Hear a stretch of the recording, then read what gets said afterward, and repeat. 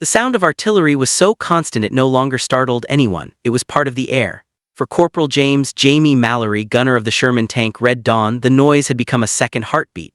He had learned to speak between the concussions to time his breaths to the recoil of the 75 cannon. In Normandy, summer 1944, rhythm kept you alive. That morning began quiet enough. The crew had parked the tank behind a crumbled farmhouse, the walls blackened from some other fight. The fields around them were still wet from last night's rain, steam rising in the early sun. Mallory crouched by the gun barrel, wiping down the breach with an oily rag, humming under his breath. The tank commander, Lieutenant Rollins, was up on the turret scanning the horizon with binoculars. "Orders from division just came in," Rollins called. "We're to support infantry pushing through the ridge near Villers-Bocage. Intel says there's a German command relay somewhere behind it, maybe a forward headquarters." Mallory nodded without looking up. "So we shoot whatever moves." "Something like that," Rollins said dryly. By mid-morning, they were rolling across the muddy track, treads clattering, engine groaning low. The smell of oil and cordite mixed with the faint sweetness of crushed wheat. Inside the cramped hull, sweat dripped from the ceiling. Mallory sat behind the gun controls, his loader McIntyre beside him with a cigarette tucked behind his ear. At the ridge, the infantry advanced cautiously through the trees. Radio chatter filled the cabin, reports of machine gun nests, the occasional sniper. Mallory's sightline caught movement, a flicker of gray between hedgerows. "Armor at 11 o'clock, he said into the mic.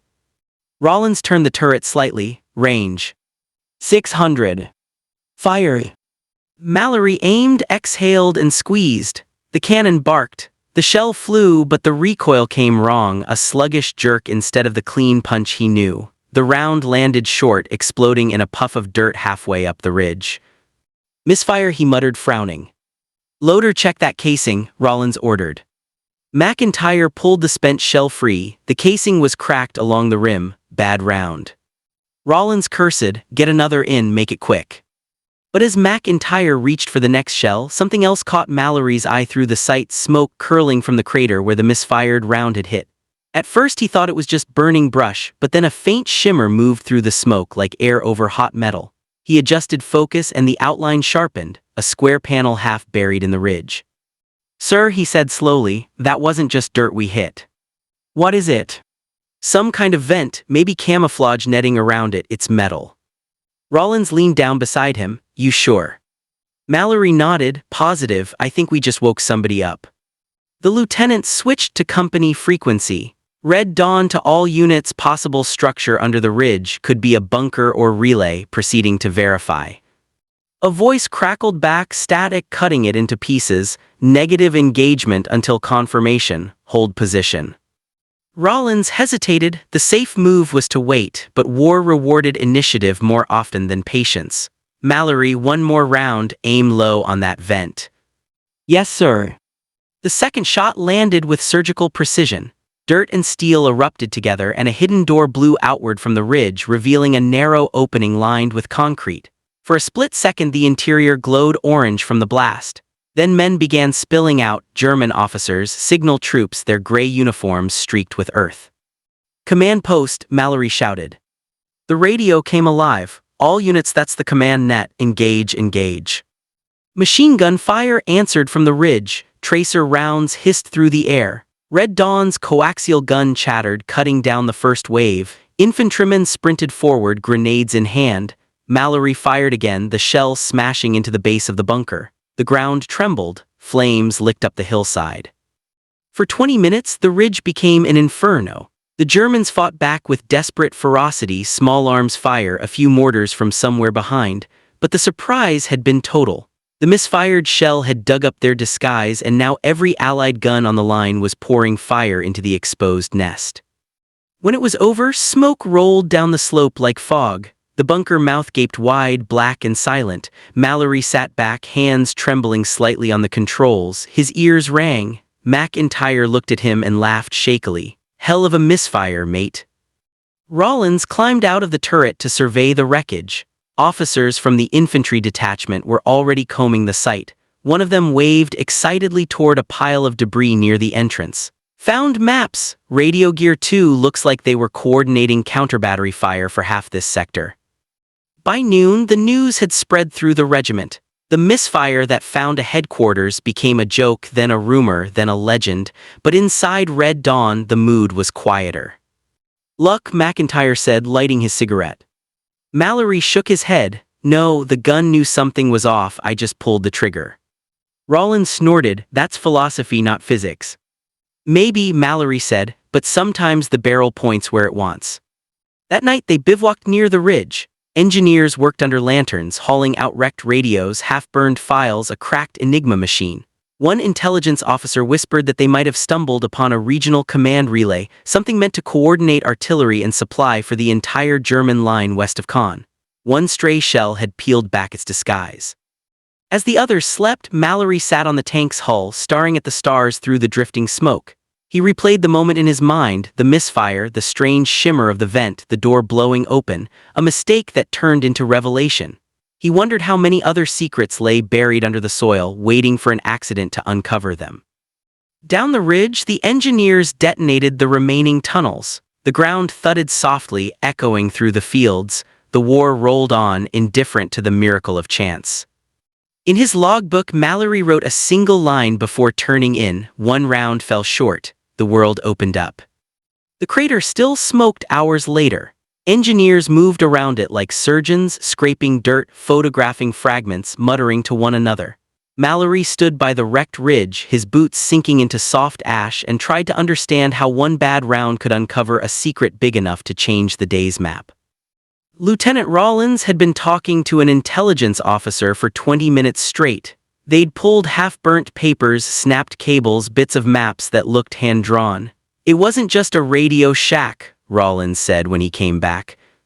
"They were coordinating half the artillery along the western line. Command wants every inch of this place cataloged." Mallory looked down at the black opening of the bunker. "All because of one misfire," he said. "That and a gunner who kept his eyes open." Rollins clapped him on the shoulder. "They're sending a signals team. You might have found the key to the next move." By nightfall, trucks had arrived. Men in clean uniforms unloaded crates of equipment, cameras, clipboards, and field teletypes. The ridge flickered with lamplight as they carried out files wrapped in damp canvas. From inside came the metallic click of safe-cracking tools. Mallory sat on the tank hull, smoking and watching. He could hear the quiet between bursts of work, the soft scrape of spades, the low murmur of men afraid to speak too loud in a place that had listened too long. Around midnight, a major from intelligence approached. "You're the gunner." "Yes, sir." The major looked him over, a man built for paperwork, forced to stand in mud.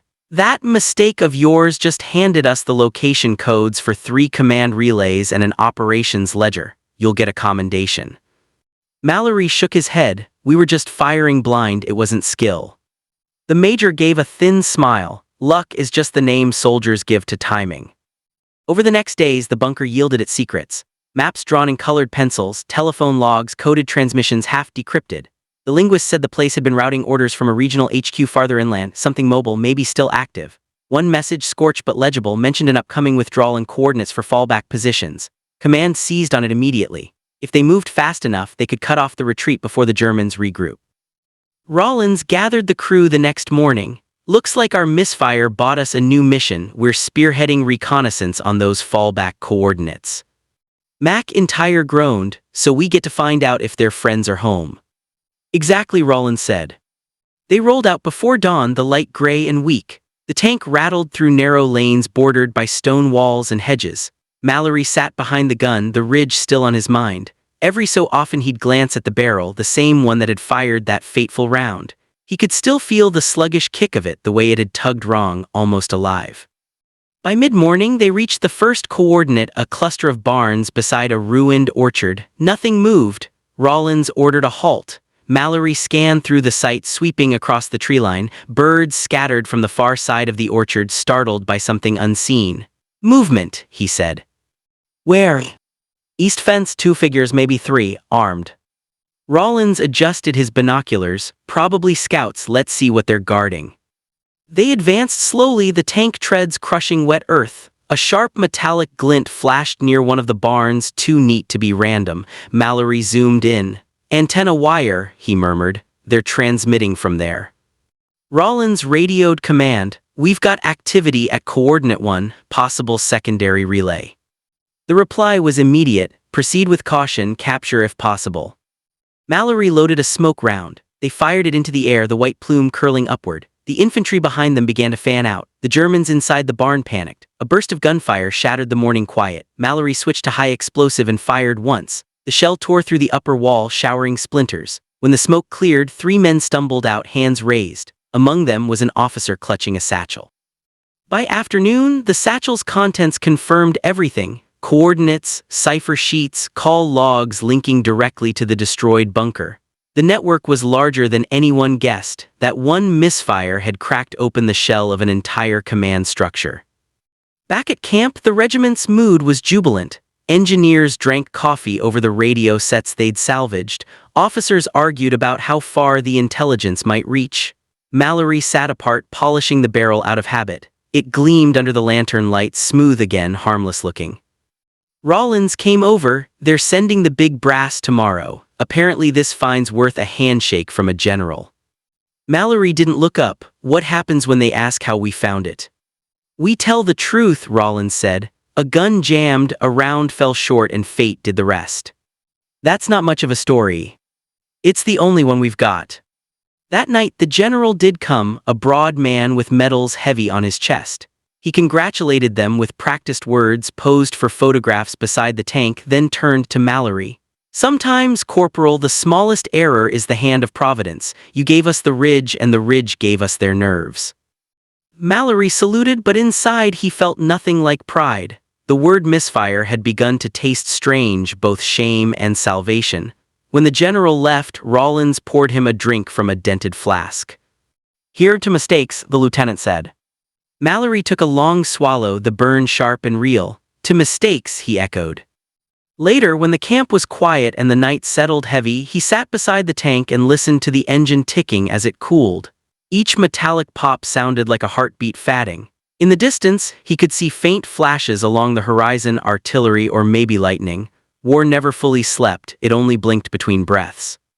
He thought of the ridge, of the metal vent glinting under smoke, of the men who'd run from the bunker with maps clutched to their chests. He thought of the barrel, how it had pulled wrong in his hands, how the world had opened because something broke.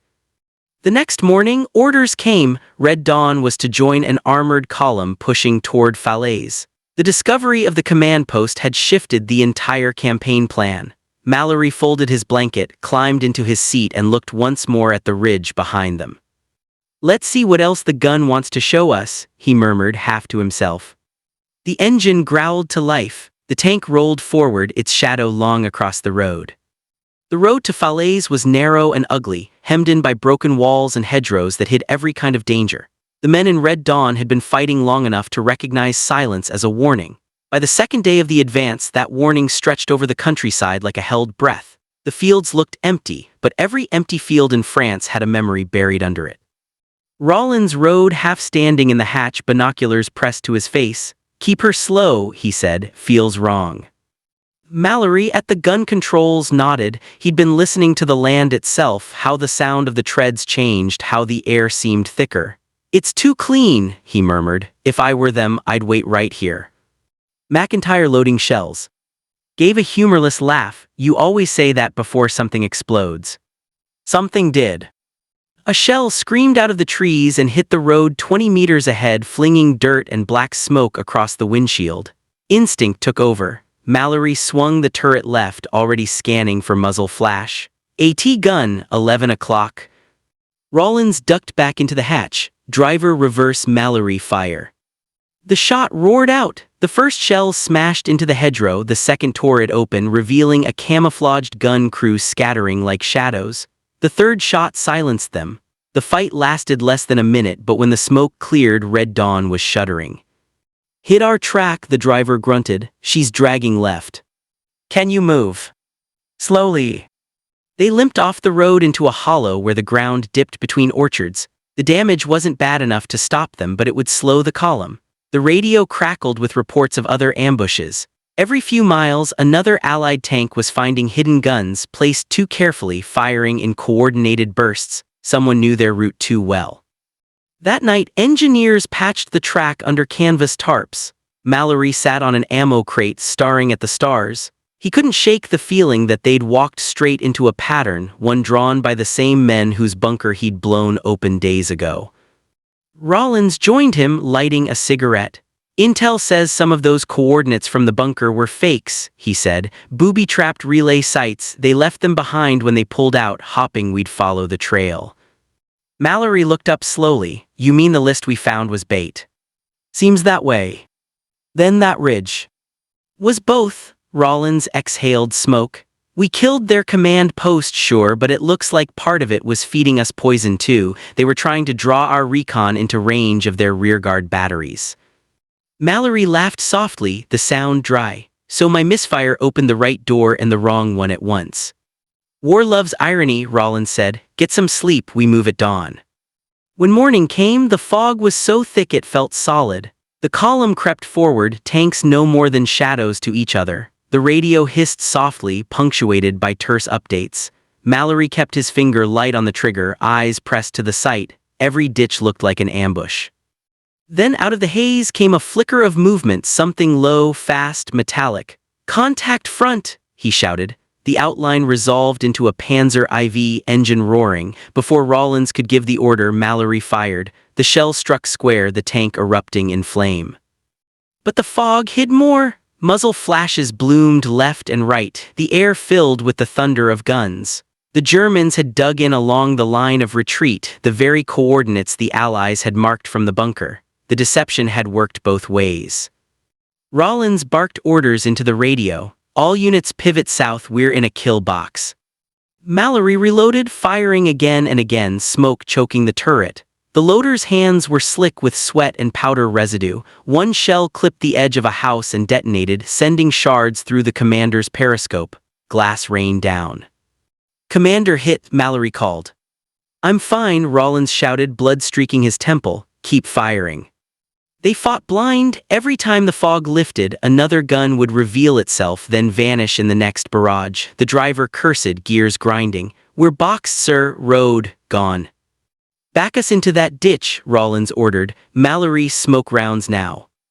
The gunner obeyed. White plumes burst around them, a wall between their tank and the enemy line. Through the haze, Mallory glimpsed shapes moving, men running, setting up another gun. He didn't wait for orders. He switched to fired through the smoke. The blast ripped open the tree line. The next minutes blurred, shouted ranges, the clang of casings, the smell of metal burning. When the noise finally ebbed, Red Dawn sat half buried in mud, barrel smoking. Around them, the valley was littered with shattered armor, friend and foe alike. Rollins slumped against the hatch rim, breathing hard. "They were waiting for us," he said quietly. "They used their own destroyed post as bait. Every coordinate we followed was one they wanted us to see." Mallory wiped grime from his face. "So we finished their work for them." "Not quite, look at what's left." Across the field, a single German truck burned fiercely. Its rear had been covered in tarpaulin that now peeled back to reveal stacked crates of documents and radio sets, command gear. The ambush hadn't been just retaliation. It had been a mobile headquarters retreating under fire. They'd stumbled onto the brain of the trap. Mac and Tyre stared at the wreck. They were moving their new post right through us. Rollins gave a short laugh that was half disbelief. "You've got a nose for command posts, Mallory. Next time you misfire, remind me to duck." Mallory looked through the haze at the broken road ahead. The gun barrel still smoked faintly. The same fault that had opened the first bunker had just revealed another secret, but at a cost he could feel in his bones. He touched the metal, still warm. "Maybe it's not the gun," he said quietly. "Maybe it's what we keep aiming at." The sky darkened again with distant thunder, and the order came over the net: regroup, refuel, push forward. The war didn't pause to admire the strange symmetry of its accidents. It just demanded the next shot. The last week of August 1944 felt like the war was unraveling faster than anyone could write it down. German units were collapsing, retreating east in disarray, yet every corner of France still carried the sting of resistance. For Red Dawn's crew, the victories came like aftershocks, loud, brief, and never clean. Mallory hadn't slept properly in days. The smell of burned metal and rain clung to his jacket. It felt like the war itself had seeped into the seams. The ridge they had fought for was now behind Allied lines, but the memory of it traveled with them. Intelligence officers had pieced together the final puzzle. The bunker Mallory's Misfire had exposed was part of a chain of hidden field command posts designed to relay orders from a central node deep inland. Destroying it had severed communication across a third of the German defensive line. But that victory had teeth. The retreating army was desperate, and desperation made them inventive. Every step forward risked walking into another trap. At dawn, new orders arrived. Their unit was to push toward the town of Lignières, a crossroads where the remnants of the German command net had regrouped. Reports suggested a strong defensive pocket there, radio intercepts, coded messages, and sightings of staff vehicles. "If we take it," Rollins said, unfolding the map across the tank's hood, "we close the book on the Khan's sector." McIntyre yawned, "Or the book closes on us." Mallory glanced at the coordinates. "We sure this isn't another poison trail?" Rollins shrugged. "Command says it's verified, but given our luck," he let the thought hang in the air. They set out before sunrise. The world was washed in pale mist, the sky the color of lead. The tank's treads chewed through mud that smelled of rain and rot. For hours they saw nothing but fields and ruined barns. It almost felt safe. Then as they crested a small hill, the radio came alive. "Red Dawn, hold position. Air recon confirms enemy activity at Lignières, possible last command center. Proceed with caution." Rollins looked down at Mallory. "You hear that? Another command post. Think your gun's got one more miracle in it." Mallory gave a humorless smile. "It's been doing the thinking for me lately." They approached through the orchard. The town sat half-shattered in the valley below, roofs broken, church steeple leaning. But the smoke rising from the central square wasn't from ruins, it was fresh. Trucks idled near a cluster of intact buildings and men moved between them with purpose. Mallory's sight caught the gleam of radio masts poking through the debris. "That's it," Rollins whispered, "their fallback HQ." He relayed coordinates to command. The reply came crisp and immediate: "Do not engage, hold until airstrike confirmed." For 30 minutes they waited, the air thick with tension. Then the weather turned. Clouds rolled in, grounding the bombers. They were on their own. Rollins swore softly. "We can't wait. If they move out before dawn, we lose them again." Mallory ranged the target. The gunner's hands hesitated on the controls. "Sir, you really think we can hit it without air support?" "I think we've come too far not to try." Mallory exhaled through his teeth. Range 1200, wind cross from left, firing. The cannon roared. The shell screamed across the valley and struck just shy of the building. The explosion tore up the courtyard, sending soldiers diving for cover. The next round hit closer, too close. The radio masts shuddered, one snapping in half. Then the return fire came. Mortars began falling on the orchard, shaking the earth. Leaves rained down like confetti. "They're locked on us," McIntyre shouted. "Back us into the tree line," Rollins yelled. "Use the hill for cover." The driver revved hard, mud flying. Mallory adjusted his sights, firing between impacts. His third shot punched through a wall. Flames leapt up, but then came the sound that froze them all, the distinct whine of incoming armor. Through the smoke, Mallory saw the silhouette of a Tiger tank emerging from behind the church. The giant gun turned toward them like a slow promise. "Tiger front," he shouted. Rollins snapped orders, "AP rounds fast." McIntyre slammed one into the breach. Mallory fired first, the shell bouncing harmlessly off the Tiger's thick armor. The return shot screamed past, ripping apart the hedge meters away. The concussion rocked the tank. Again Rollins barked. The second shot hit the Tiger's lower plate, sending sparks flying. Not enough. The German tank rumbled closer, gun steady, deliberate. Mallory's palms were slick, his mind narrowing to the rhythm of loading and firing. The next round jammed halfway in the breach. "Jam!" McIntyre yelled. Mallory swore, kicking the lever. The shell finally seated. He fired, the recoil slamming him back. The hit caught the Tiger's turret seam, smoke erupted from its vents. The enemy gun fired almost simultaneously and the world went white. When the ringing in his ears faded, Mallory realized he was still alive. The shell had landed short, the blast half blinded them but spared the tank. Through the smoke, he saw the Tiger burning, its turret blown open. "Target down," he whispered. The square below was chaos. Trucks exploded, men scattered, and from the command building poured smoke thick with burning paper. Radios crackled with confusion in 3 languages. Rollins leaned out of the hatch, watching it all. "That's it," he said softly. "That's their last link." The battle ebbed by nightfall. Infantry swept through the ruins, rounding up the survivors. Engineers found typewriters, maps, codebooks, all smoldering but legible enough to confirm what the officers had hoped. This had been the final German command post west of the Seine. When it was over, Mallory sat alone on the tank, the moonlight glinting off the scarred barrel. The misfire that started it all felt like a lifetime ago. He thought about how a single mistake had unraveled a chain of fortresses, each one hiding the next. He wondered if that made him lucky, cursed, or simply chosen by the strange mathematics of war.